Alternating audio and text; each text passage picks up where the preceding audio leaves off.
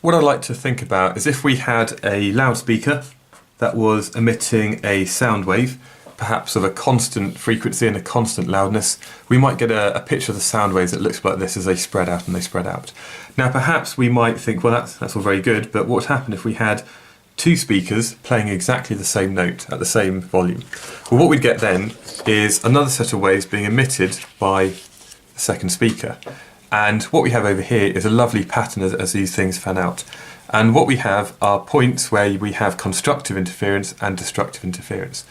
What would that sound like? Well, if we had somebody moving along, as they moved along they'd hear periods or points where it is loud, and then quiet, then loud, then quiet, then loud, then quiet.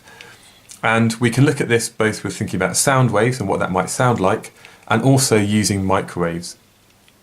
This setup shows the microwave transmitter, and what it's doing is it's passing the wave through a double slit. Now this time the gap of each of these slits is about approximately equal to the wavelength, about 2.8 centimetres.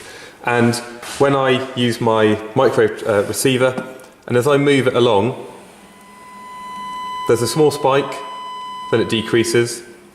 In the middle there's the maximum, decreases, and again we have a series of microwaves that are interfering as they go through that gap. So far we've looked at two sources of interference, both with sound waves where you might hear loud and quiet points, and also using microwaves that we can demonstrate in the lab. Now the app here that I've used a couple of times before, this Ripple Free, we can show that using maybe this plain wavefront hitting a small gap where there are two slits.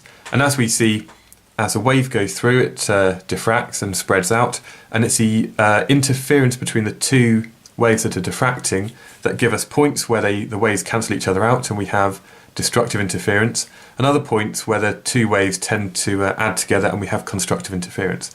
But if we can do this with microwaves and we can see what happens with all waves, what happens if we fire light at this? That's what the next video in the link below is all about.